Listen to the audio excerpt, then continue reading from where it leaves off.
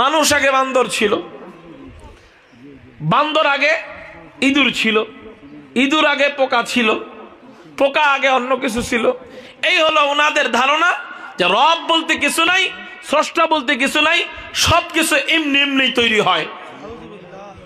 আচ্ছা, যদি সবকিছু এমনি এমনি তৈরি হয়, তাহলে আমার প্রশ্ন হলো, বান্দর থেকে যদি মানুষ তৈরি হয়, তাহলে বর্তমানের বান্দররা কেন মরে যায়? হেরা মানুষ হয় নাকি? কথা বলেন। চিড়িয়াখানায় বান্দর আছে নাকি নাই? ওদের শেষ পরিণতি কি হয়? ওরা মরে যায় না মানুষ হয়? একটা প্রমাণ বিগত 200 বছরের মধ্যে কেউ দেখাইতে পারবে? আগেরটা দেখানো দরকার নাই, বিগত 200 বছর যেহেতু আধুনিকতার যুগ চলা শুরু হয়েছে, এই 100 বছরের ভিতরে একটা প্রমাণ কেউ দেখাইতে পারবে যে চিড়িয়াখানার কোনো বান্দরের খাঁচার থেকে কোনো বান্দর মানুষ হয়ে বের হইছে? তাহলে বিবর্তনবাদে যারা বিশ্বাসী তাদেরকে আমার প্রশ্ন হলো, বান্দর থেকে যদি মানুষ হয়, প্রত্যেকটা জিনিসের যদি স্রষ্টাকে ব্যতীতই একা একা পরিবর্তন সম্ভব হয়, তাহলে বান্দরের থেকে মানুষও একা একা পরিবর্তন সম্ভব। তোমাদের কথা মোতাবেক আমরা যদি কিছুক্ষণের জন্য এটা মেনেও নেই, তাহলে বলো চিড়িয়াখানার মধ্যে বান্দর থাকে, ওই বান্দর কেন মানুষ হলো না? বলো। আর যদি বান্দর মানুষ হয়েছে, আমি কই হ্যাঁ, বান্দর জাফর ইকবাল হয়ে বের হইছে, ঠিক না? ঠিক। বান্দর মুরগি চোরাক শাহরিয়ার কবির হয়ে বের হইছে, বান্দর তাসলিমা নাসরিন হয়ে বের হইছে, কিন্তু বান্দর মানুষ হয়ে বের হয় নাই, বান্দর নাস্তিক হয়ে বের হইছে। এখন এক কথা। 2 নম্বর কথা হলো, প্রত্যেকটা জিনিসেরই যদি বিবর্তন হয়, যেমন পোকা ছিল শুরুতে, পোকা থেকে ইঁদুর, ইঁদুর থেকে বিড়াল, বিড়াল থেকে বান্দর, বান্দর থেকে মানুষ। এখন আমাকে বলো, মানুষ থেকে কি হয়েছে? হ্যাঁ, মানুষ বিবর্তনবাদে যারা বিশ্বাসী যে পরিবর্তন হয় একটা জিনিসের, তাহলে মানুষ থেকে কোন জিনিসে পরিবর্তন হয়েছে দেখাও, বলো। মানুষ থেকে পরিবর্তন হয়েছে? তাহলে বিবর্তনবাদ বিশ্বাস করার দ্বারা কি হবে? বলে, যদি কেউ বিশ্বাস করে আমি বানরের থেকে এসেছি, সাথে সাথে আল্লাহ পাকের খালকিয়াতকে অস্বীকার করবে, আল্লাহ আমাদেরকে সৃষ্টি করছেন এই সৃষ্টিকে অস্বীকার করবে, জান্নাতকে অস্বীকার করবে, জাহান্নামকে অস্বীকার করবে। কারণ বান্দরের তো জান্নাতও নেই, জাহান্নামও নেই, ঠিক না ভাই? ঠিক। সবগুলাকে অস্বীকার করবে। আল্লাহ পাকে এক, আল্লাহ এক, এটাকে অস্বীকার করবে। আদমকে আল্লাহ বানিয়েছেন, এটাকে অস্বীকার করবে। বান্দার ভালো কাজের বিনিময় জান্নাত, খারাপ কাজের বিনিময় জাহান্নাম, এটাকে অস্বীকার করবে। মিজানকে অস্বীকার করবে, পুলসিরাতকে অস্বীকার করবে, পরকালের জিন্দেগিকে অস্বীকার করবে, কবরের জিন্দেগিকে অস্বীকার করবে, পুনরায় জীবন পাবে আবার, এই কথাকে অস্বীকার করবে। এক কথায়, যদি কোনো বান্দা এটা ধরে নেয় যে আমি বান্দরের সন্তান, সাথে সাথে আল্লাহ পাকের আয়াত, অসংখ্য অগণিত আয়াত এবং রাসূলের অসংখ্য অগণিত হাদিস সহ অনেক অনেক আকীদাকে অস্বীকার করা হয়ে যায়, সাথে সাথে সে কাফের হয়ে যাবে। আগে বলতাম স্কুলে পড়ায়েন, কলেজে পড়ায়েন, তবে মাদ্রাসা শিক্ষা আগে শিখায় পড়ায়েন, কিন্তু এখন বলতে হয় বড় দুঃখের সাথে, এটা স্কুল কলেজে যেই সমস্ত শিক্ষা ঢুকানো হচ্ছে, ওই সমস্ত শিক্ষা যদি থাকে, আমাদের সন্তানরা স্কুলে ঢুকবে মুসলমান হয়ে, বের হবে নাস্তিক হয়ে। এই জন্য দেওয়ার আগে সাবধান। মানুষ তুমি কত দামি, বলে সাদা চোখে যা কিছু আপনি আমি দেখতেছি এগুলা কিছুই ছিল না, ছিলেন একমাত্র কে বলেন? একমাত্র আমার আল্লাহ ছিল। আরে এতগুলা মানুষের আওয়াজ নাই কেন? মালিকের নাম একটু চিৎকার দিয়ে বলি, একমাত্র ছিলেন কে? তার কোনো শুরু নাই, তার কোনো শেষও নাই। লা ইবতিদা আলাহু ওয়ালা ইনতিহা আলাহ। তার কোনো শুরু নাই, তার কোনো শেষও নাই। তিনি ছিলেন, আছেন, থাকবেন। তিনি আদি অনন্তকাল থাকবেন। নবীজির ইন্তেকাল হয়ে গেছে, সাহাবায়ে কেরামের মধ্যে কান্নার রোল বয়ে যায়। সাহাবায়ে কেরাম নবীজির জন্য কান্দেন। হযরতে সিদ্দিক একবার দাঁড়াইয়া ভাষণ দিলেন, এ সাহাবীরা শোনো, মান কানা ইয়াবুদু মুহাম্মাদান ফাইন্না মুহাম্মাদান ক্বাদ মাত ওয়া মান কানা ইয়াবুদুল্লাহ ফাইন্নাহু হাইয়ুন লা ইয়ামুত। ও সাহাবীরা শুনে নাও, যারা নাকি মুহাম্মাদের ইবাদত করতা, তোমরা শুনে নাও মুহাম্মাদের ইন্তেকাল হয়ে গেছে। আর যারা নাকি আমার মাওলার ইবাদত করতা, তোমরা শুনে নাও আমার মাওলা ফাইন্নাহু হাইয়ুন, তিনি জীবিত, লা ইয়ামুত, তার কখনো মউত হবে না। চিৎকার দিয়ে বলি সুবহানাল্লাহ। আল্লাহ পাক রব্বুল আলামিন ছিলেন একমাত্র একা, আর কেউ ছিল না। আল্লাহ পাকের মনে চাইতেছে এমন কিছু মাখলুক বানানো দরকার যেই মাখলুকরা আমার ইবাদত বন্দেগী করবে। এই মনে চাওয়া, যেই কাজ, যেই ভাবনা, সেই কাজ মনে চাইছে, আল্লাহ কুন বলার মাধ্যমে সব বানায় ফেলছেন। আল্লাহ বলেন ওয়া ইযা আরাদা শাইআন আইয়াকুলা লাহু কুন ফায়াকুন। আল্লাহ পাকের যখন কিছু বানাইতে মনে চায়, আল্লাহ বলেন কুন, আর সাথে সাথে হয়ে যায়। আল্লাহ সব বানায়, সমস্ত মাখলুক বানান কোন দিয়া, কোটি কোটি মাখলুক বানান কোন দিয়া। কেউ কেউ বলেন 18,000 কোটি মাখলুক, এটা একেবারে হাসা হাসা মিছা কথা। হাসা হাসা কি কথা কন আপনারা? আমাকে ভাষাটা বুঝছেননি। হাসা হাসা মিছা কথা মানে এর মধ্যে কোনো কি নাই বলেন? কোনো সন্দেহ নাই ও মেরে মোহতারাম ভাইও, এটা যে ভুল মিথ্যা এর মধ্যে কোনো কি নাই, সন্দেহ নাই। আল্লাহু আকবার। আল্লাহ যে কত হাজার কোটি মাখলুক বানাইছেন একমাত্র আল্লাহ জানেন। ও মেরে মোহতারাম ভাইও, আল্লাহ কোটি কোটি মাখলুক বানাইলেন, এবার ঘোড়া বানাইলেন, গরু বানাইলেন, সাপ বানাইলেন, গাভী বানাইলেন। এবার সবগুলা আওয়াজ করে, গরুতে হাম্বা হাম্বা করে, বিড়ালে মেও মেও করে, গরু বছরে হাম্বা হাম্বা করে, সাপ ফিস ফিস করে, পাখিতে কিচির মিচির করে।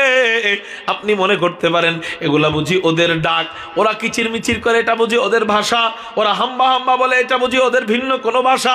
বলে না না না, ওরা এগুলা কি বলে জানেননি? আল্লাহ বলেন ইউসাব্বিহু লিল্লাহি মা ফিস সামাওয়াতি ওয়া মা ফিল আরদ। আসমান এবং জমিনের মাঝখানে যা কিছু আছে সব কিছু আল্লাহ পাকের তাসবিহ জপতে থাকে। সবকিছু আল্লাহ পাকের তাসবিহ জপে। এবার গরুতে হাম্বা হাম্বা করে, বলে এটা কোনো হাম্বা হাম্বা না, এটা ওর ভাষায় ও আল্লাহর জিকির করে। বিড়ালে মেও মেও করে, এটা বিড়ালের আলাদা কোনো আওয়াজ না, এটা ওর ভাষায় ও আল্লাহকে ডাকতে থাকে। কুকুরে ঘেউ ঘেউ করে, বলে এটা ওর ভাষায় ও আল্লাহকে ডাকতে থাকে। এবার সবকিছু, সমস্ত মাখলুক, কুল কায়নাতের যত মাখলুক আছে সবকিছু আল্লাহ পাকের ইবাদত করে। কিন্তু এখনো মানুষদেরকে বানান নাই। মানুষদেরকে কি করেন নাই বলেন না? মানুষদেরকে বানানোর আগে আল্লাহ সমস্ত মাখলুক বানায়। 7 আসমান বানান, 7 জমিন বানান, পাহাড় বানান, পর্বত বানান, নদী বানান, নালা বানান, চন্দ্র বানান, সূর্য বানান, কোটি কোটি তারকারাজি বানান। এই সবগুলো আল্লাহ কেন বানায়? বলে সমস্ত মাখলুক, মানুষ ছাড়া সমস্ত মাখলুক বানানোর আল্লাহর মাকসাদ 2টা। কয়টা বলেন? আল্লাহ পাকের উদ্দেশ্য 2টা। এক নাম্বার উদ্দেশ্য হলো এই যে মাখলুক আমি বানাইতেছি, এই মাখলুক আমার ইবাদত করবে। 2 নাম্বার উদ্দেশ্য হলো এই মাখলুক আমি আরেকটা মাখলুক বানাবো, এই সব মাখলুক মিলে ওই একটা মাখলুকের খেদমত করবে। চিৎকার দিয়ে বলেন সুবহানাল্লাহ। ওই যেই মাখলুকটার খেদমত করবে ওই মাখলুকের নাম কি? ইনসান, মানুষ। নাম কি বলেন? তাহলে দেখেন মানুষ কত দামি। আল্লাহ মানুষ ছাড়া যা যা যা যা বানাইলেন সবগুলো আল্লাহ বানানোর মূল মাকসাদ 2টা। এক নাম্বার মাকসাদ হলো তোরা আমার ইবাদত করবি আর আমার ওই মাখলুকের খেদমত করবি। হুজুর, একজনের ইবাদত আর একজনের খেদমত কেমনে তো বুঝলাম না। হুজুর হাতটা দেন, একটু বুঝাই দিই, এদিকে দেন। এই যে হাত, আমি হুজুরের হাত বানাই দিতেছি। কি বানাই দিতেছি? এটা আমি খেদমত করতেছি কার? আল্লাহর না হুজুরের? খেদমত করতেছি কার? কিন্তু এই হাত বানানোটা ইকরামুল মুসলিমিনের অন্তর্ভুক্ত, মুসলমানদের ইকরাম করার অন্তর্ভুক্ত। এই ইকরাম করাটা খেদমত না ইবাদত? ইবাদত। এই খেদমত করতেছি হুজুরের আর ইকরাম করে ইবাদত করতেছি কার? আল্লাহর। কথা বুঝতে পারছেন? এবার সব যত মাখলুক আল্লাহ বানাইছেন, কুল কায়নাতের সমস্ত মাখলুক ইবাদত করে আল্লাহর, জিকির করে আল্লাহর, তাসবিহ জপে আল্লাহর, নামাজ পড়ে আল্লাহর, খেদমত করে মানুষের। আল্লাহ পাক রব্বুল আলামিন এই মানুষের খেদমতের জন্য এগুলা বানাইছে। এই জন্যই তো কবি বলেন ইয়ে জমি মেরে লিয়ে হে, আসমা মেরে লিয়ে, ইয়ে জমি মেরে লিয়ে হে, आसमां मेरे लिए और है मसरूफ खिदमत कुल जहां मेरे लिए अर्थ बुझेनনি? अर्थ কি বলেন? আমাদের জন্য বলেন, আমাদের জন্য। ये ज़मीं मेरे लिए है, आसमां मेरे लिए और है मसरूफ खिदमत कुल जहां मेरे लिए, बरगबर मेरे लिए हाय हर समर मेरे लिए। ইশারা মনে হয় বুঝেন না আপনারা, না? बरगबर मेरे लिए हाय हर समर मेरे लिए हर चमन मेरे लिए हर गुलसिता मेरे लिए हर चमन मेरे लिए हर गुलसिता मेरे लिए एक मेरे दम से है इस बज़्म आलम का फरूख एक मेरे दम से है इस बज़्म आलम का फरूख्त वक्त खिदमत है इस सब का नो मका मेरे लिए वक्त खिदमत है इस सब का नो मका मेरे लिए मेरी हस्ती में है मुज़मर हस्ती आलम का राज मेरी हस्ती में है मुज़मर हस्ती आलम का रास है ये सब ईजाद शूरे कुन फका मेरे लिए है ये सब ईजाद शूरे कुन फका मेरे लिए क्यों न हो रोज़े अज़ल से हो चुकी तक़सीम कार क्यों न हो रोज़े अज़ल से हो चुकी तक़सीम कार मैं हूँ मालिक के लिए और कुल जहां मेरे लिए मैं हो मालिक के लिए और कुल जहां मेरे लिए কারো জবান যেন বন্ধ থাকে না, চিৎকার দিয়ে আকাশ পাতাল প্রকম্পিত করে বলি আলহামদুলিল্লাহ। ও বান্দা, আমি আল্লাহ সব তোর গোলামের জন্য বানাইলাম, তোরা আমার সাথে নাফরমানি করতে পারিস, আমার আসমান তোর সাথে নাফরমানি করবে না, আমার প্রথম আসমান তোর সাথে নাফরমানি করবে না, দ্বিতীয় আসমান তোর সাথে নাফরমানি করবে না, তৃতীয় আসমান তোর সাথে নাফরমানি করবে না, তোরা আমার সাথে নাফরমানি করতে পারিস, আমার জমিন তোর সাথে নাফরমানি করবে না। শুনে রাখ বান্দা, তোরা আমার উলামায়ে কেরামদেরকে জেলের মধ্যে নিয়ে জঙ্গি হিসাবে উপস্থাপন করতে পারিস, ধর্ষণের মামলা দিতে পারিস, হকের কথা বলার কারণে, সত্যের কথা বলার কারণে নারী কেলেঙ্কারিতে ফাঁসাইতে পারিস, কিন্তু শুনে রাখ আমি আল্লাহ আর সমস্ত সৃষ্টি তারপরও তোর গোলামি করবে। তুই আমার সাথে নাফরমানি করতে পারিস, চন্দ্র তোর সাথে নাফরমানি করবে না, তুই আমার সাথে নাফরমানি করতে পারিস, সূর্য তোর সাথে নাফরমানি করবে না, তুই আমার সাথে নাফরমানি করতে পারিস, রাত আর দিন সকাল বিকাল দুপুর এগুলা তোর সাথে নাফরমানি করবে। ওয়াক্তে খিদমত, ওয়াক্ত অর্থ কি? সময়। वक्त खिदमत है इस सब का नो मका मेरे लिए मेरी हस्ती में मुज़मर हस्ती आलम का रास। ও মানুষ, তোমার কত দাম, তোমার কত দাম, তুমি নিজেকে নিজে চিল্লা না। মুক্তা যদি মুক্তার দাম না বুঝে মুক্তার মালিকের ইবাদত করবে কি? মুক্তার দাম যদি মুক্তা না বুঝে, মুক্তায় মনে করে আমার দাম আর পায়খানার দাম এক সমান, মুক্তা এবার তার স্রষ্টার শুকরিয়া আদায় করবে নি? বলেন। মুক্তা যদি মনে করে আমার দাম আর রাস্তার ময়লার দাম এক সমান, মুক্তা কি তার স্রষ্টার শুকরিয়া আদায় করবে?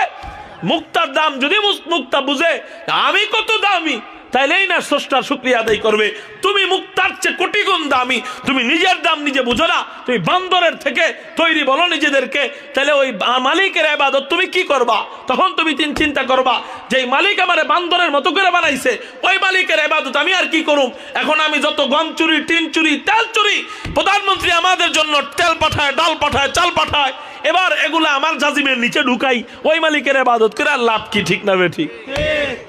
মুহতারাম হাজিরিন, এবার আল্লাহ সব আমাদের জন্য বানায়, সময়টাও আমাদের জন্য। তুই আমার সাথে নাফরমানি করতে পারিস, আমার সকাল তোর সাথে নাফরমানি করবে না, আমার বিকাল তোর সাথে নাফরমানি করবে না, আমার দুপুর তোর সাথে নাফরমানি করবে না।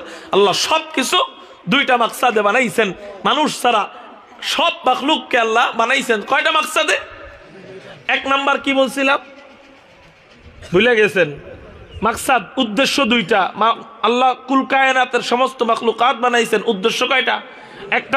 একটা মাকসাদ কি? আল্লাহর ইবাদত। দ্বিতীয় নাম্বার মাকসাদ কি? কার খেদমত? আল্লাহর। কার খেদমত? মানুষের খেদমত। সুবহানাল্লাহ বলেন। এবার চিন্তা করেন মানুষ কত দাবি, বান্দরও তো বানাইছে আমাকে খেদমতের লেগা। আল্লাহ যদি তৌফিক দেয় অন্যদিন বলবো যে কেমনে মাখলুক গুলা আমাদের খেদমত কেমনে করে, আমাদের মাথা ঘুরে যাবে যদি এদের খেদমত সম্পর্কে আমরা বুঝতে পারি। মশা আমার খেদমত করে কি? মশা আজীব অবস্থা, হুজুর মশারে পাইলে তো থাপড়াই দুইরা, অথচ মশা আমার খেদমত করে। বিজ্ঞান বলে যে মশাও আমার খেদমত করে। মশা যেই ঘরে থাকে ওই ঘরে একটা কালো ভাইরাস নামে একটা আছে, ওই ভাইরাসটা ওই ঘরের মধ্যে থাকে না, একটা মশাও যে ঘরে থাকে ওই ঘরে থাকবে না। কালকে বাড়িতে যায় গোসল টুসুল করে সুবহানাল্লাহ বললেন। মশার দ্বারা কত হাজার কোটি মানুষের রিজিক তার ঘরের মধ্যে রিজিক পৌঁছায় জানেন? এক মশারে মারার লেগা কত বড় বড় মশারির কারখানা, এরপর কয়েলের কারখানা, মশারে মারার লেগা আরো কত প্ল্যান প্রোগ্রাম, এখন বেড বানাইছে আধুনিক প্রযুক্তি দিয়ে মশা মারে, এগুলার কারখানা। এক এক কারখানায় 50 থেকে আপনার 40 থেকে 50 হাজারও শ্রমিক আছে, 15 থেকে 20 হাজার শ্রমিক আছে। তো এই শ্রমিকগুলার এক একজন বাড়িতে 5 জন করে যদি মানুষ থাকে, কত মানুষ মশার উচিলায় খায়, ঠিক না ভাই? ঠিক। একটা গর্তের পিপিলিকা আমার খেদমতের জন্য বানাইছে, আমার পেটের ভিতরের পায়খানার পোকা এটাও আমার খেদমত করে। বিজ্ঞানের মাথা ঘুরে গেছে, পেটের পায়খানা আমার খেদমত করে কেমনে? আজীব অবস্থা। পেটের ভিতরে তো পোকা গেলে মানুষ মরে যাওয়ার কথা, মাথার ভিতরে পোকা গেলে মরে যায়, নাকের ভিতরে পোকা গেলে মরে যায়, কানের ভিতরে পোকা গেলে মারা যায়, কিন্তু পেটের ভিতরের পায়খানার থলির ভিতরে পোকা এটা থাকলে মরে না কেন? বিজ্ঞান গবেষণা করতে যায়, দেখে হায় হায় এটা না থাকলে মানুষ মরতো। পোকা না থাকলে কি হইতো বলেন? পোকা না থাকলে কি হইতো? ঘরের মধ্যে প্রতিদিন আপনি টয়লেট করেন, কথার কথা, আপনি টয়লেটের ভিতরে প্রতিদিন কি করেন? টয়লেট করেন, কেউ পরিষ্কার করে না, জায়গায় জায়গায় জায়গায় জায়গায় টয়লেট লেগে রয়েছে, কেউ পরিষ্কার করে না। ওই টয়লেটের ভিতরে ওই বাসি টয়লেট গুলা লেগে লেগে থেকে থেকে বিষাক্ত হয়ে যেত, ভাইরাসে পরিণত হতো। ওখানে যারা আসা যাওয়া করতো তাদের কি হইতো? অসুস্থতায় ধরতো, ওখান থেকে মশামাছি তৈরি হইতো, ওখান থেকে কিলা তৈরি হইতো। ওই জায়গার এলাকার মানুষগুলো ওই জায়গার কারণে টিকতে পারতো না। ঠিক, তুমি তো টয়লেট প্রতিদিন প্রতি সপ্তাহে পরিষ্কার করো, ভাত খাওয়ার পরে দাঁতটাকে পরিষ্কার করো, টয়লেট করার পরে টিস্যু দিয়ে জায়গা পরিষ্কার করো, কিন্তু কখনো প্রশ্ন করছো আমার ভিতরের যে ময়লার থলিটা আছে, এই থলি থেকে যখন আমি মলত্যাগ করি, টয়লেট করি, পেটের ভিতরের ময়লা থলি থেকে সমস্ত ময়লাগুলা বের হয়ে গেল, কিনারের চামড়ার সাথে কিছু ময়লা, পুরাতন ময়লা লেগে থাকে। আপনি এই গ্লাস থেকে সব পানি ফালাই দিবেন, এইভাবে উপর করবেন, বলেন তো সব পানি পড়ে যাবে না কিনারে কিছু লেগে থাকবে? এটা বুঝবেন কেমনে? আপনার টিস্যু ঢুকাইলে যখন ঘুরান দিবেন ভিতরে, তখন দেখবেন টিস্যুর সাথে লেগে আসছে ওই পানিগুলা। তো আপনার পেটের ভিতরের যে ময়লার থলি, যেটাকে আমরা খাঁটি বাংলা ভাষায় বলি পায়খানার থলি, এই থলি থেকে যখন মলগুলা বের হয়ে যায়, ময়লাগুলা বের হয়ে যায়, বের হওয়ার পরে ওই থলির কিনারের সাথে কিছু ময়লা লেগে থাকাটা স্বাভাবিক না? লেগে না থাকাটা অস্বাভাবিক? থাকাটা স্বাভাবিক না? লেগে থাকাটা স্বাভাবিক। এখন কিনারের এই ময়লার আবরণটা রাত্রে যখন ঘুমান, তখন কি এটা আস্তে আস্তে এই আবরণটা গতকালকেরটা, আবার আজকেরটা, আবার আগামীকালকেরটা, এরকম করতে করতে আবরণটা কিনারে লেগে থাকা ময়লাটা বাড়ার কথা না কমার কথা? বাড়ার কথা না? বাড়তে বাড়তে তো আপনার পেট 3 মাসে ভরে যাওয়ার কথা। আর তো টয়লেটের ভিতরের জায়গায় থাকবো না, ওখানে ভাত খাইবেন কি, ভিতরে দিবেন কি? ওই জায়গায় কিনারের ময়লা আবরণ দিয়ে ভরে গেছে। কিন্তু আপনি কখনো চিন্তা করছেন দাঁতের আবরণ পরিষ্কার করি কি দিয়া? শুধু পানি দিয়া হয় না, ব্রাশ বা মেসোয়াক দিয়া। তো ওখানে তো ব্রাশও পৌঁছাই না, মেসোয়াকও পৌঁছাই না, ওখানের কিনারের লেগে থাকা আবরণ পরিষ্কারটা করে কে? বলে আল্লাহ তোমাকে সুপারভাইজার তৈরি করে দিয়েছে তোমার পেটের ভিতরে। আপনি গরু বা ছাগল যখন কাটতে যাইবেন, ভুড়ি কাটার পরে দেখবেন ভিতর থেকে ওই ময়লাগুলার পোক বের হয়, ঠিক না ভাই? ঠিক। মুহতারাম হাজরিন, বলে ও বান্দা, তোরা আমার সাথে নাফরমানি করতে পারিস, কিন্তু তোর পেটের ভিতরেও পোকা আর তোর গোলামি করে। সুবহানাল্লাহ। কালকে বাড়িতে যায় বললেন, বুঝলাম না, আজীব অবস্থা। সিলেটের মানুষের আওয়াজ থাকবে শাহজালাল ইয়ামানির মতো, এত মোরা মানুষের মতো কইলে চলে? আকাশ পাতাল প্রকম্পিত করে বলি সুবহানাল্লাহ। তাহলে পেটের ভিতরের পায়খানা আমার কি করে? গোলামি করে। কৃমি চিনেননি? কৃমি, হ্যাঁ, কৃমির ওষুধ খাওয়ায় না সরকার কয়দিন পর পড়ায়? বিজ্ঞান বলে এই কৃমি চোখের জ্যোতি বাড়ার ওষুধ। কৃমি কি বাড়ার ওষুধ? শুধু তাই না, সাপ আল্লাহ এটি বানাইছে কে লেগে? হুজুর, সাপ হাদিসে আসছে মাইরা ফেলানোর কথা, তাইলে আল্লাহ বানাইলেনটা কেন? বলে সাপ আমাকে যত বড় খেদমত করে, এত বড় খেদমত অন্য কোন প্রাণী করে কিনা খুঁজা দেখলে দেখা যাবে যে খুব কম পাওয়া যাবে। সাপের মতো খেদমত এমন কোন খেদমত আছে কিনা অন্য কোন প্রাণীর ভিতরে? সাপ কি খেদমত করে? আজীব অবস্থা। 1 নাম্বার খেদমত হলো সাপের মাধ্যমে আমরা জাহান্নামরে অর্ধেক ভয় পাই, শুধু সাপের মাধ্যমে। জাহান্নামরে অর্ধেক ভয় পাই সাপের লেগা, আর অর্ধেক ভয় পাই হলো আগুনের জন্য। কথা বুঝেন নাই? জাহান্নামরে অর্ধেক ভয় পাই কিসের জন্য? তাহলে কি এটা সাপের খেদমত না? সাপের খেদমত না? আমি যেন জান্নাতি হইতে পারি, এই জন্য এটা সাপের খেদমত। 2 নাম্বার খেদমত, আপনি যে ন্যূনতম ছোট্ট একটা ব্যথার ওষুধ খান, ছোট্ট ব্যথার ওষুধ, নাম কি? নাপা, নাম কি? নাপা। মাথা ব্যথা হইলেই নাপা ট্যাবলেট আনেন, পেট ব্যথা হইলেই নাপা ট্যাবলেট আনেন। বলে এতটুক ব্যথার ওষুধেও একটা সাপের কিছু অংশ বিষ থাকে। কি থাকে? আমার খেদমত সাপও করে। তাহলে সব যদি আমার খেদমত করে বান্দা, আমি টাকার জন্য, সব আমার খেদমত করে আমি টাকার জন্য। কবি বলেন, কেউ না হো রোজে আজল সে হো চুকি তকসিম কার, क्यों न हो रोज़े अज़ल से हो चुकी तक़सीम कार, मैं हो मालिक के लिए और कुल जहां मेरे लिए, मैं हो मालिक के लिए और कुल जहां मेरे लिए। तुम एक बार আল্লাহর জন্য হয়ে যাও, সমস্ত দুনিয়া তোমার গোলাম হয়ে যাবে। চিৎকার দিয়ে বলি সুবহানাল্লাহ। কি ভাই, আল্লাহর জন্য হতে পারবো না ইনশাআল্লাহ? এবার দেখেন, আল্লাহ সমস্ত মাখলুকাত বানাইলেন, বানানোর পর হঠাৎ করে ফেরেশতাদেরকে ডাক দিলেন, পরামর্শ সবার আয়োজন করলেন। ভাই উঠবো না আমরা কেউ, মানুষ কত দামি একটু বুঝেন। পরামর্শ সবার আয়োজন করলেন, আল্লাহ প্রস্তাব দিলেন ফেরেশতাদেরকে, এই ফেরেশতারা, ওয়াইদ ক্বালা রাব্বুকা লিল মালাইকাতি ইন্নী জাইলুন ফিল আরদি খলিফা, আল্লাহ ফেরেশতাদেরকে বললেন, এই ফেরেশতারা আমি জমিনে খলিফা বানাতে যাচ্ছি। চিল্লায়ে বলেন সুবহানাল্লাহ। তোমরা সব সময় আমার ইবাদত করো, এখন সব সময় আমার ইবাদত করলে আমার মজা লাগতেছে না, এমন কিছু মাখলুক বানাইতে চাইতেছি যে মাখলুকরা সব সময় আমার ইবাদত করবে ঠিক, কিন্তু মাঝে মাঝে শয়তানের ধোঁকায় পড়া ওরা গুনাহ কইরা বসবে। আবার আমি মাওলার কথা মনে পড়ার সাথে সাথে আমি মাওলার কাছে সিজদায় পড়া দোয়া করবে, রব্বানা যালামনা আনফুসানা ওয়া ইল্লাম তাগফির লানা ওয়া তারহামনা লানাকুনান্না মিনাল খাসিরিন। দোয়া করতে দেরি হবে, আমি আমার ওই মাখলুককে আমার রহমতের চাদর দিয়া বাঁচাইয়া নিতে দেরি করব না। ও মেরে মুহতারাম ভাইও, তো এবার ফেরেশতাদেরকে আল্লাহ পাক রব্বুল আলামিন প্রস্তাব দিলেন। এখানে বুঝার বিষয় হলো, দেখেন মানুষ জাতির কত দাম, আল্লাহর কি কোনো পরামর্শের দরকার আছে নাকি? আল্লাহ আরশে আজিম বানাইছেন, কোনো পরামর্শ করেন নাই। জান্নাত বানাইছেন, পরামর্শ করেন নাই। জাহান্নাম বানাইছেন, পরামর্শ করেন নাই। ফেরেশতাদেরকে বানাইছেন, পরামর্শ করেন নাই। জিনদেরকে বানাইছেন, পরামর্শ করেন নাই। সাত আসমান আল্লাহ বানাইছেন, পরামর্শ করেন নাই। সাত জমিন বানাইছেন, কোনো পরামর্শ করেন নাই। কিন্তু ও মানুষ, তোমাকে আমাকে বানাইতে যাইয়া আপনারা উঠতেছেন কেন মুরব্বীরা? এই ভাই কই যান, কই যান? বুঝতে না বুঝতে ধরে যায় টয়লেট না? মেরে মুহতারাম ভাইও, তো বলতেছিলাম আল্লাহ পাক রব্বুল আলামিন আপনাকে আমাকে বানাইতে যাইয়া রব্বে কায়নাত রব্বে করিম পরামর্শের ব্যবস্থা কেন করলেন? আপনারা আমারে উত্তর দেন, আল্লাহর কি পরামর্শের কোনো দরকার আছে নাকি? বলেন, আল্লাহর কি পরামর্শ, আল্লাহ কি পরামর্শের মুখাপেক্ষী নাকি? না না না, আল্লাহর তো পরামর্শের সাথে শানে, আল্লাহ পাকের শানে এটা সাজে না। তারপরও আল্লাহ পরামর্শ কেন করলেন? বলে, ও মানুষ, তুই চিনলি না নিজেকে? তুই নিজে যদি নিজেকে চিনতি, ওই নিজেকে চিনার দ্বারাই আল্লাহ ওয়ালা হয়ে যাইতি। নিজেকে যারা নিজেরা চিনছে তারা কি হইছে? বলে, তারা নিজেরা নিজেদেরকে চিনার কারণে জাহান্নামের আগুন থেকে রক্ষা কইরা জান্নাতি বানাইছে। এরা নিজেদেরকে চিনার কারণে মুশাহিদ বাইমপুই হয়ে গেছে, নিজেদেরকে চিনার কারণে নুরউদ্দিন গওহরপুরি হয়ে গেছে, নিজেদেরকে চিনার কারণে শায়েখে বরনবী হয়ে গেছে, নিজেদেরকে চিনার কারণে শায়েখে লক্ষীপুরি হয়ে গেছে। ঠিক না বেঠিক? নিজেদেরকে চিনার কারণে আহমদ আলী শায়েখে চিল্লা হয়ে গেছে। ঠিক না বেঠিক? নিজেদেরকে নিজেরা তোমরা চিনো না, এই জন্যই তো বলো আমরা বান্দরের সন্তান। ও মেরে মুহতারাম ভাইও, এবার আল্লাহ পরামর্শের ব্যবস্থা করলেন কেন? বলে, ও মানুষ, তোমার দাম বাড়ানোর জন্য। চিৎকার দিয়ে বলেন সুবহানাল্লাহ।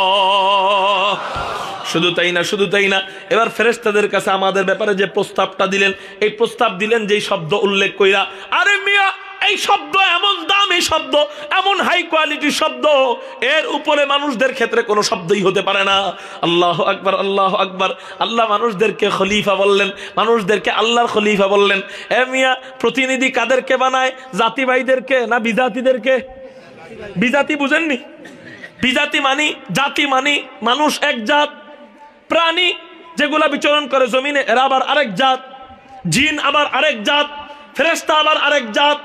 এক জাতের সাথে আরেক জাত কি নাই? মিল নাই। আল্লাহর সত্তা ভিন্ন, মানুষের সত্তা ভিন্ন, মানুষ ভিন্ন, মানুষ যে জিনিস দিয়ে তৈরি এটাও ভিন্ন, আল্লাহও ভিন্ন। আল্লাহ হলেন খালেক, মানুষ হলেন মাখলুক। তো প্রতিনিধি কাদেরকে বানায়? মানুষ কি কখনো গরুরে প্রতিনিধি বানায় পাঠাইবনি? একজনে বয়ানে আসতে পারলো না, আপনি দাওয়াত দিলেন, একজনে বয়ানে আসতে পারলো না, উনি মেহমান আপনাদের, কিন্তু আসতে পারেন নাই, ওনার প্রতিনিধি হিসাবে আরেকজনকে পাঠাইছেন, এমন হয় কি হয় না? ওনার প্রতিনিধি হিসাবে আরেকজনকে পাঠাইছেন, এবার বলেন ওনার প্রতিনিধি হিসাবে কখনো কি বান্দর পাঠাইবো? ওনার প্রতিনিধি হিসাবে কখনো কি গরু পাঠাইবো? ওনার প্রতিনিধি হিসাবে কখন কি জিন জাতিদেরকে পাঠাইবো? ওনার প্রতিনিধি হিসাবে ওনার জাতি ভাইকেই পাঠাবে, ঠিক না ভাই? ঠিক। এমনকি ওনার প্রতিনিধি হিসাবে কোনো মহিলাকেও পাঠাবে না, পুরুষরা পুরুষদেরকেই পাঠাবে, মহিলারা দেখা যায় মহিলাদেরকেই পাঠায়, এই প্রতিনিধি হিসাবে জাতি ভাইদেরকে পাঠায়। কিন্তু আল্লাহ পাকের জাতের সাথে, আল্লাহ পাকের সত্তার সাথে আমাদের কোনো মিল নাই। তারপরেও আল্লাহ এই বান্দাদেরকে মহাব্বত এত করা আরম্ভ করছেন, এই বান্দাদেরকে এত মহাব্বত করেন, এত মহাব্বত করেন, আল্লাহ তার এই বান্দাকে খলিফা বইলা, প্রতিনিধি বইলা উল্লেখ করেন। চিৎকার দিয়ে বলেন সুবহানাল্লাহ।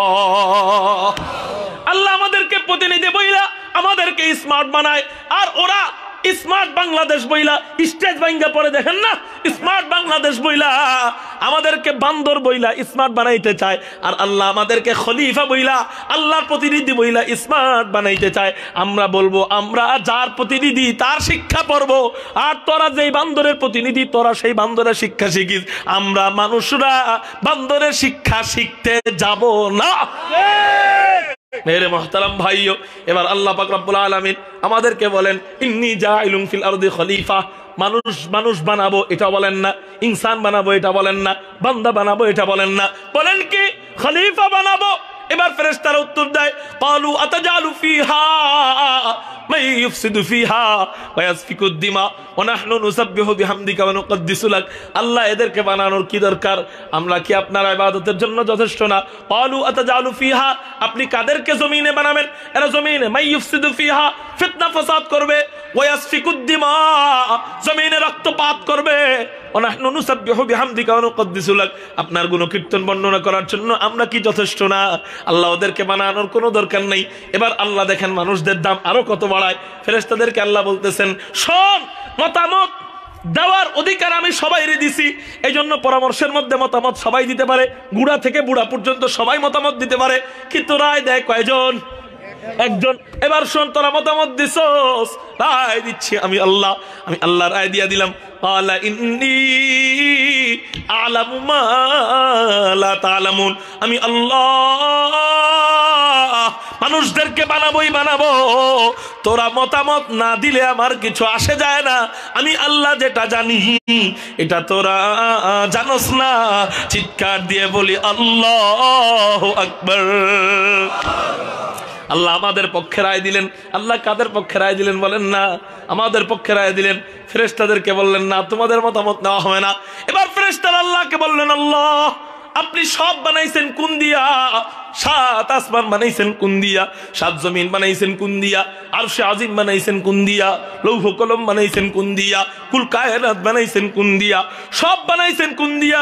এমনকি আপনার আরশে আজিমটারে বানাইছেন, নিজের কুদরতি হাত আপনি লাগান নাই, এটাও বানাইছেন কোন দিয়া? আল্লাহ একটু বলেন না, আপনি মানুষদেরকে আপনার আদরের মাখলুক যারা হবে ওদেরকে আপনি কি দিয়ে বানাইবেন? কোন দিয়ে বানাইবেন নাকি? আল্লাহ বলবেন না রে ফেরেশতা, আল্লাহ বলেন না রে ফেরেশতারা, না না না, আমি আমার আদরের মাখলুকদেরকে কোন দিয়ে বানাবো না। বলে কি দিয়ে বানাইবেন? বলে আমার আদরের প্রেম দিয়া, আমার আদরের প্রেম পরিপূর্ণটা দিয়া, আমার ভালোবাসা পরিপূর্ণটা দিয়া। বুঝোস না কত ভালোবাসা দিব? ওই মানুষ তৈরির আগেই আমি আল্লাহ যাদের জন্য সব বানাইলাম, এবার ওই মানুষরে আমি বানাইতে যাইতেছি, ওই মানুষরে আমি কত ভালোবাসা দিব বুঝোস না? বলে পরিপূর্ণ ভালোবাসা দিয়া, আমার কুদরতি হাত দিয়ে আদর কইরা কইরা, নাকটারে ধুইরা আদর কইরা বানাবো, কপালটারে ধুইরা আদর কইরা বানাবো, গালটারে ধুইরা আদর কইরা বানাবো। আমার ওই বান্দাদেরকে আমি কোন দিয়া বানাবো না? আমার প্রেম আর ভালোবাসা দিয়া, আমার কুদরতি হাত দিয়া বানাবো। চিৎকার দিয়ে বলি সুবহানাল্লাহ। এবার ফেরেশতারা বলে আল্লাহ ঠিক আছে, বুঝলাম। এখন আমাদের আর একটা প্রশ্ন, এই মানুষদেরকে আপনি কোন ধাতু দিয়ে বানাইবেন? স্বর্ণ দিয়া বানাইবেন না রূপা দিয়া বানাইবেন? প্রথম আসমান বানাইছেন হলুদ জমরুদের পাথর দিয়া, দ্বিতীয় আসমান বানাইছেন সাদা রূপা দিয়া, তৃতীয় আসমান বানাইছেন লাল স্বর্ণ দিয়া, চতুর্থ আসমান বানাইছেন সাদা রূপা দিয়া, পঞ্চম আসমান বানাইছেন লাল ইয়াকুতের পাথর দিয়া, ষষ্ঠম আসমান আল্লাহ বানাইছেন সবুজ জমরুদের পাথর দিয়া, সপ্তম আসমান আল্লাহ বানাইছেন নূর দিয়া। আল্লাহ, আপনি আপনার এই আদরের মাখলুকদেরকে কোন জিনিস দিয়া বানাবেন? এই ৭টার কোনোটা দিয়া বানাবেন নাকি? আল্লাহ বলেন না না না, আমার এই আদরের মাখলুকদেরকে আমি কি দিয়া বানাবো? বলে আমার একটা প্রিয় ধাতু আছে মাটি, ওই মাটির সারাংশ দিয়া আমি আমার আদরের মাখলুকদেরকে তৈরি করব। চিৎকার দিয়া বলেন সুবহানাল্লাহ। আল্লাহ বলেন ওয়ালাকাদ খালাকনাল ইনসানা মিন সুলালাতিন মিন তিন। এমিয়া মাটি আল্লাহর এত প্রিয় কেন জানেননি আপনারা? আপনাদেরকে ছোট্ট একটা ইতিহাস শোনাই, আপনাদের কষ্ট হইতেছে না তো? মাটি আল্লাহর এত প্রিয় কেন? আজীব অবস্থা। স্বর্ণের দাম বেশি না মাটির দাম বেশি? স্বর্ণের দাম বেশি, দেখা যায় কিনতে পাওয়া যায়, মাটির দাম কম, স্বর্ণের দাম বেশি। আল্লাহু আকবার। লোহার দাম বেশি না মাটির দাম বেশি? লোহার দাম বেশি। রূপার দাম বেশি না মাটির দাম বেশি? বলে দেখতে তো লোহার দাম বেশি, বাহ্যিক দৃষ্টিতে ওগুলার দাম বেশি, কিন্তু বাস্তবে মাটি বেশি পাওয়া যায়, এই জন্য মাটির দাম আমরা কম দেই, কিন্তু বাস্তবে মাটির দাম ওগুলার চেয়েও বেশি। মাটির এত দাম কেন? বলে মাটি তৈরি হয়েছে আল্লাহ পাকের নূরের তাজাল্লির ঘর্ষণে। আল্লাহ পাকের নূরের তাজাল্লির ঘষা খায়া কি তৈরি হয়েছে বলেন না? মাটি তৈরি হয়েছে। কেমনে তৈরি হয়েছে শোনেন, তাফসীরের কিতাবের মধ্যে পাওয়া যায়। আল্লাহ পাক রব্বুল আলামিন সর্বপ্রথম আরশে আজিমটা ছিল কিসের উপরে বলেন না? আমারা জবাব দেন। সর্বপ্রথম আরশটা কিসের উপরে ছিলেন? পানির উপর ছিলেন। তখন মাটি টাটি কিছুই ছিল না। আল্লাহ পাক রব্বুল আলামিন যখন মানুষদেরকে এই পানির উপরে মানুষদেরকে বানানোর সিদ্ধান্ত নিলেন, আমরা কিসের উপরে আছি বলেন তো দেখি? পানির উপরে মাটি, তাই এই মাটির উপরে আমরা আছি। মাটির নিচে কি? কল গাড়লে কি বের হয়? তো এই আগে জমিন টমিন কিছুই ছিল না, ছিল কার? আরশ, আল্লাহ পাকের আরশ। আল্লাহ পাক রব্বুল আলামিন আরশে আজিমকে দূরে নিয়ে গেলেন। মানুষদেরকে বানানোর সিদ্ধান্ত যখন নিলেন, আরশে আজিম দূরে নিয়ে নিলেন। এবার পানি কান্না আরম্ভ করে দেয়, আল্লাহ তুমি আগে কাছাকাছি ছিলা, তোমার আরশে আজিম কাছাকাছি ছিল, ও মালিক বড় ভালো লাগতো, বড় কাছাকাছি থাকতে পারতাম, বড় মজা লাগতো।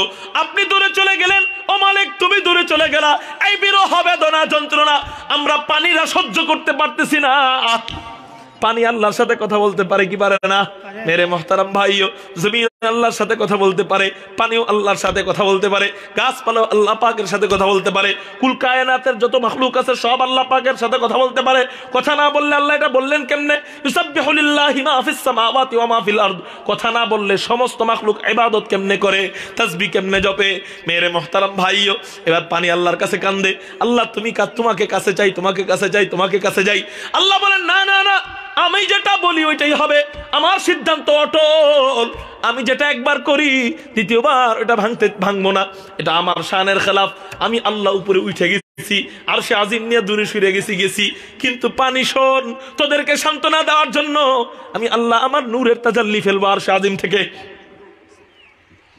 এই মরা মুসলমানের সামনে ওয়াজ করে মজা নাই, তাও কয় না সুবহানাল্লাহ। মানে কেমন যেন গুনাহ হয়ে যাবে বোকা কইলে। হ্যাঁ, জোরে বলেন না সুবহানাল্লাহ। পানিকে আল্লাহ বলতেছেন আমি তোদের কাছে আসবো না, কথা ঠিক, তোদের কাছাকাছি আমি থাকবো না, আমার আরশ থাকবে না, কথা ঠিক, কিন্তু তোদের দোয়া আমি কিছুটা কবুল করব কেমনে? বলে তোদের বিরহ বেদনা, এই যন্ত্রণায় তোরা সহ্য করতে পারতেছিস না, এই যন্ত্রণাকে আমি থামাবো, আমি আল্লাহ আরশে আজিম থেকে তোদের উপর নূরের তাজাল্লি ফেলবো।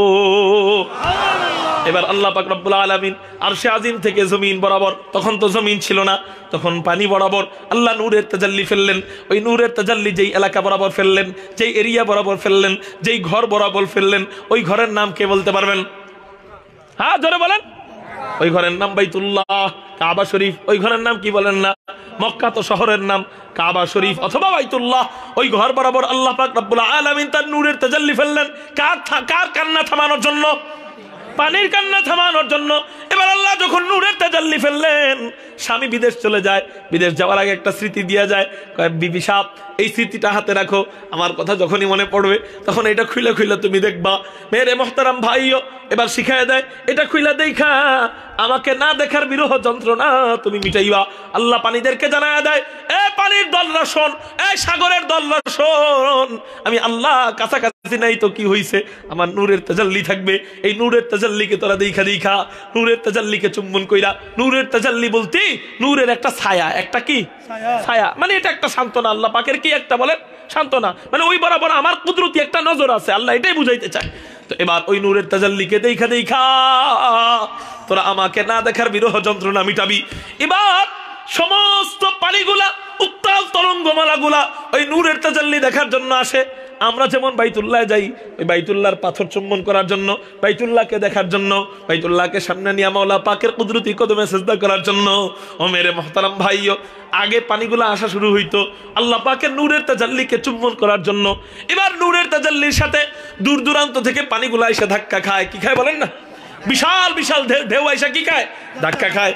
এখন আপনাদেরকে বোঝানোর জন্য বলি, আপনারা মনে হয় নদীর এলাকার মানুষ না। নদী এলাকার মানুষদেরকে যদি পাইতাম তাহলে ভালো করে বুঝাইতে পারতাম। আগে দেখবেন নদীর মাঝখানে কোনো চর টর ছিল না, কিন্তু ব্রিজ করার পরে দেখবেন ওই ব্রিজের যে পিলারটা হয়, পিলার বুঝেননি, খাম্বাটা হয়, ওই খাম্বার সাথে পানি ঢেউ ধাক্কা খাইতে খাইতে আগে কোনো চর জাগে নাই, কিন্তু ওই ঢেউর সাথে কিছু বালু আসে। কি আসে বলেন না? বালু আসে। ওই বালিগুলা ওই পিলারের সাথে ধাক্কা খাইতে খাইতে ওই পিলারের সাথে আস্তে আস্তে চর জায়গা আরম্ভ হয়। বালুগুলা জমতে জমতে জমতে জমতে কি জায়গা আরম্ভ হয় বলেন না? চর জায়গা আরম্ভ হয়। আগে কোনো চর ছিল না। আপনারা চর বলেন না কি বলেন জানেন না, আগে কোনো চর ছিল না। এখন এই পানির সাথে বালু আইসা যখন পিলারের সাথে ধাক্কা খায়, আস্তে আস্তে বালু জমতে আরম্ভ হয়, ধীরে ধীরে ওইটা চর হয়, আস্তে আস্তে পানি শুকায় যায়, ওই জায়গায় ঘর বাড়ি তৈরি হয়। মেরে মুহতারাম ভাইও, দূর দূরান্ত থেকে যখন আল্লাহ পাকের নূরের তাজাল্লির সাথে দেখা করতে আসতেছে, দূর দূরান্ত থেকে পানির ঢেউগুলা, উত্তাল তরঙ্গমালাগুলা আল্লাহ পাকের নূরের তাজাল্লির সাথে চুম্বন করতে আসতেছে। এবার আস্তে আস্তে জমা আরম্ভ করে, ওই পানির সাথে কিছু ফেনা আসে। এখন না মাটি আছে, আগে তো মাটি বালি ছিল না। আগে কি ছিল বলেন? পানির উপরে কি ছিল বলেন? ফেনা। আপনারা কি বলেন? ফেনা বলেন। বুদবুদি বলা হয় বা ফেনা বলা হয়। এই ফেনা, সাগরের ফেনা যখন জমতে আরম্ভ করে, জমতে জমতে জমতে জমতে আস্তে আস্তে এই ফেনার আবরণ মোটা হইতে থাকে। কি হইতে থাকে বলেন? মোটা হইতে হইতে হইতে হইতে একটা শেষ পর্যন্ত এমন জোরে এক বিশাল ধাক্কা খায়। এক ধাক্কায় ওই ফেনাগুলা, ছড়ানো ছিটানো ফেনাগুলা একত্রিত হইয়া গোলাকার হইয়া, পৃথিবী গোল কেন বলে? চতুর্দিক দিয়ে ধাক্কা খাইছে। একদিক দিয়ে ধাক্কা খেলে আরেক দিক চ্যাপ্টা হয়ে থাকতো। চ্যাপ্টা বুঝেন নাকি আপনারা? একদিক দিয়ে ধাক্কা খেলে আরেক দিক চ্যাপ্টা হয়ে থাকতো।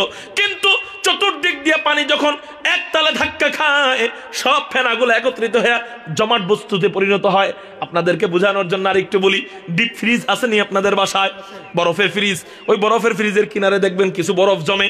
ওই বরফগুলা টান দিবেন আপনারা, হাত দিয়ে টান দেওয়ার পরে দেখবেন লবণের মতো ছড়ানো, লবণের মতো কি করা? ছড়ানো।